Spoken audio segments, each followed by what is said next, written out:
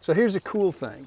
We didn't take up any space. This is the side of a garage that, you know, nothing's happening on, but we get great sun throughout the morning and the early afternoon, and this particular spot doesn't get you know, that much sun in the late afternoon, which is kind of nice actually. It's not going to burn things up. But this is for the guy that wants to be able to take a vacation, go to the beach with his family, and he knows that this thing is still watering because it's automated and everything continues to go. So you're getting a big yield from a garden in virtually no space. It's automated and you don't really have to sit with it all the time. And that's the big plus of vertical gardening with the Varden system. It shows me putting all the panels on, and we've got video all over the place that shows me snapping trays on, so I cut that part out. But the next step is going to be to run the drip irrigation lines. And this is a 2 foot, approximately 2 foot drip line, 1/4 inch drip line with the emitters spaced every 6 inches. And that's what comes in our Varden kit. So I'm going to make use of it here because these are actually 2 separate Varden kits. And the way this is going to work, I'm going to run my supply in from this side here. So I'm going to set this up in order to connect that way. All right, I'm going to start at the bottom, and whoop, I reminded myself right there, the outtake reel, that the cap end will go through the holes in the trays, the receptor holes, but the connector end will not. So I'm going to run all these in, and then I'm going to show you how we make the connection.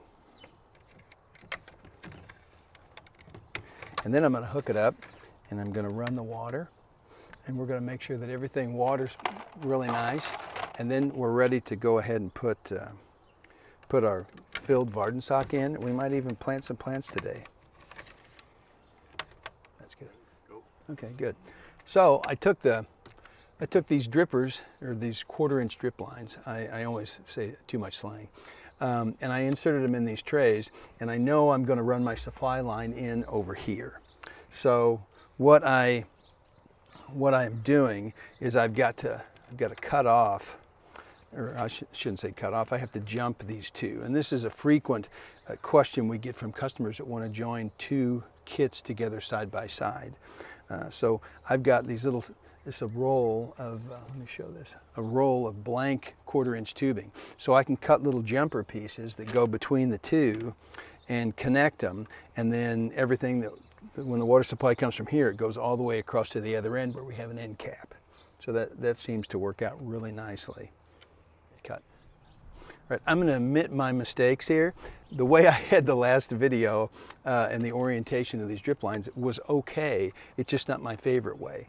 What I'd like, if you're going to join the two together, is I would like to have everybody cut the little end cap off on this end, okay, and then go ahead and put in a barb connector on this side. Okay, now you're ready to make the connection, and I'm going to need a little piece, just not much bigger than that. Okay, and now I'll connect them. I might still have to trim this back. I want enough room to where I can center these emitters at the 1/4 points in the trays. And I am going to have to cut that back just a little bit. Okay, and now I make this connection.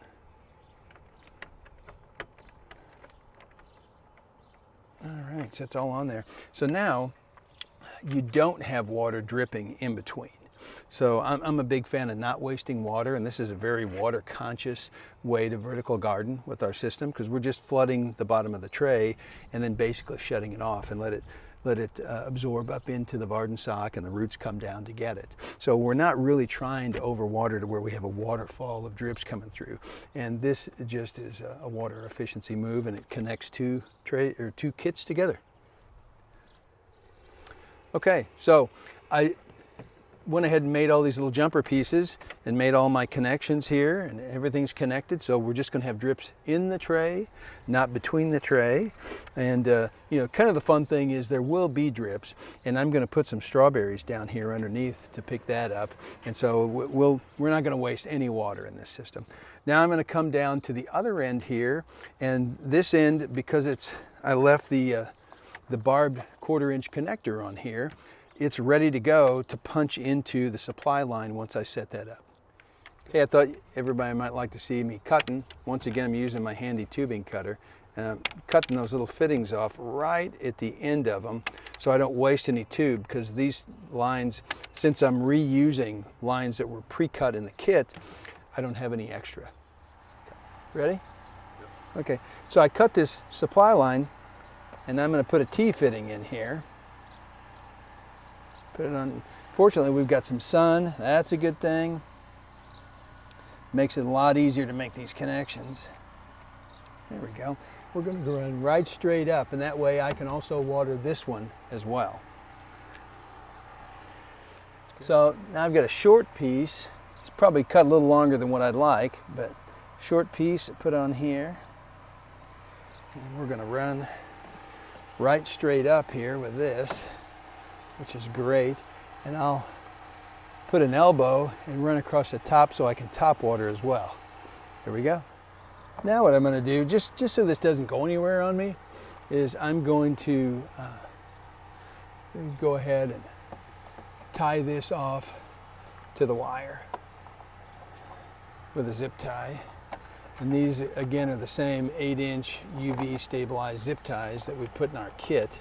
There we go. Okay. And I don't have to get it super tight. Just have it there, so that I know where I'm at. Okay. And I'll do the same thing up on top as well. And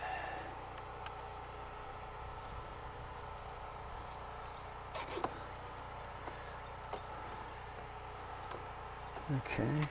And I'll put one in the middle of memory on this has got it bowed a bit, so I'll take care of it right here.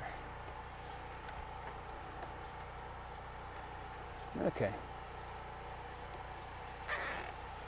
All right. That will allow me to take my handy scratch awl and punch in my pilot holes so I can attach all these here, but also I'm going to attach at a different elevation for these going this way once I get everything laid in. That's good. So I put an elbow in on this side, and I'm running this tube across so I can carry supply water, and I'll punch some emitters directly in here so I can top water this top sock, because all the socks below are going to get overrun and drip through, and the top one is not. So a lot of times the top sock will be the driest, and so I'm going to eliminate that with this. And rather than just close it right here, I'm going to go ahead and leave myself a little bit of room, and I'm going to put a elbow on there. There we go. Put an elbow on and an end cap that's also a clean out. And let's see, right here. And okay, now you can put this on. Doesn't have to be this way. I just think it'd be good at the end of the season to be able to blow this out.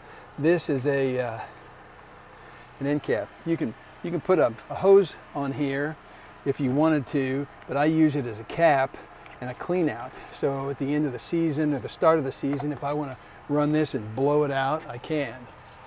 So that works out good. Okay, now I'm going to start punching in my connections on the side and getting ready to run this thing.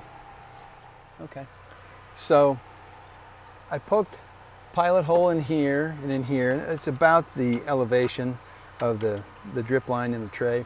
I'm going to do the same thing all across here. You just go through one side of the tubing, not both. I'm going to do that, and then I'm going to go ahead, in order to keep this supply line close to the wall and tied back to the wire, that's going to require me to put another little jumper piece on here. which is fine. It makes everything look nicer. It's a little cleaner, but I am going to use a couple extra fittings and a couple more pieces of blank line, which I have right here. I got my fitting on here, got my pilot hole, push it in, and there it is. It's all good. So now water's going to come through this supply and around. It lets me keep this supply tubing close to the wall, which will stay out of the way and look a little nicer ultimately. All right, now we're on to the other two of our Varden 36 kits. On this side, I've run the supply line up. I've got all the jumper pieces between the kits, and I'm running this tube across the top on this one as well. And I'll do the same treatment at the end of this tube as I did the first kit. And you can see it takes a little bit of oomph, you know, to get these fittings in, which is a good thing. That's why they don't blow out when you have them under pressure. Okay, so here's kind of the fun part. I'm going to run fresh line. These aren't pre-cut lines. I'm running it right off the spool to go across this 4-foot panel. And I'm not sure exactly what I'm going to plant in this one yet. All right, so I'm going to cut this right at the end of the emitter. That gives me the most amount of tubing. And I might have to put a little jumper piece in there. It just depends on how they all go. Maybe I won't. I'll play with it in a minute. Let's see. It's nice to have a roll of drip tubing. This is all the same stuff, 1/4 inch with 6-inch emitter spacing, and each emitter puts out 0.5 gallons per hour. So if you were the type that wanted to calculate that, I guess you could. You know how much water you're putting on. I just like to know that it works. Okay. And I'll put my fittings in it after I get everything run. I've seeded and strawed grass in the disturbed area of the yard after a retaining wall install, and that hay is blowing all over the place. You'll see it in these trays. It seems like a lot of work. I mean, this is a pretty good sized garden. A lot of square footage here, up off the ground, and you can tend it standing up, and you know, all the benefits that you're going to get from it. But I'd say the best part is that once you put this elbow grease in to build it, you don't really have to do much else to it. The drip irrigation is going to work for years.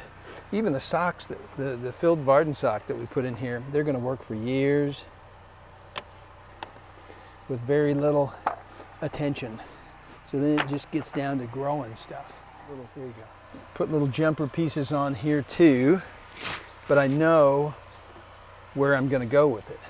So I'm going to go ahead and punch in my my pilot holes.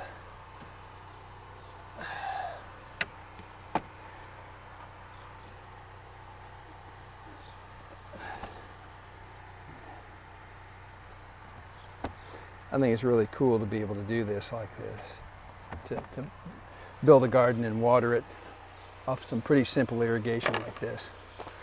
I'm going to do, you know, not all these. I won't need to do jumpers on both sides. I'll just do jumpers on one side. So I got enough room. Ah, there we go. You can hear the audible snap on these, which is nice. It's hard to get in behind this. There we go.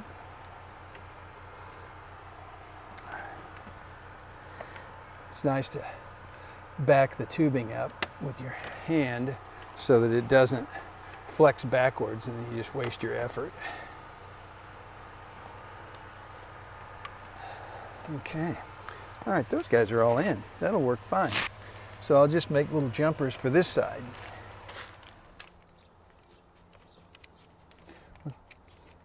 Oh boy, I should have put a little spit on that one. That one's giving me some trouble.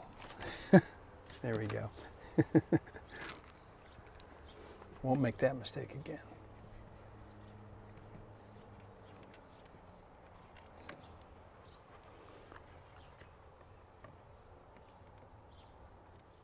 All right, so we got water supply coming, and I'll shoot other segments on how we did that in our fertilizer system too in another segment. But we got water supply coming, it comes up from the bottom between these two, it comes across this way and across the top, and we've got emitters, and everything's connected in these two kits. This one here, we ran the line across and we're irrigating off both sides. We'll see how that works. Should work really nice to keep the pressure even. And then we down here, we're all connected. Everything looks good. I've got a cap on. I capped the other end. We're ready to try it. Yeah. Music to my ears. You can hear the air blowing out of the drippers for the first time. So you see each of these emitters is putting water in, and we don't have the little emitters punched in the top yet. I'll do that in another segment. But you can see, you look at every tray is getting watering, so it's going to be great. And then we come over here, and we've got the same thing here, every single tray. And you know, water hasn't been on more than maybe 30 seconds. Let's see, one of these guys is spraying. I don't have my cap on, but this looks like this one's watering nicely, and thrilled about that. There we go. Yeah, so, and you see once the trays fill, they'll run out the ends, and that's when you shut it off, because you don't need to water any more than that. This is great. Ready for the socks and the plants.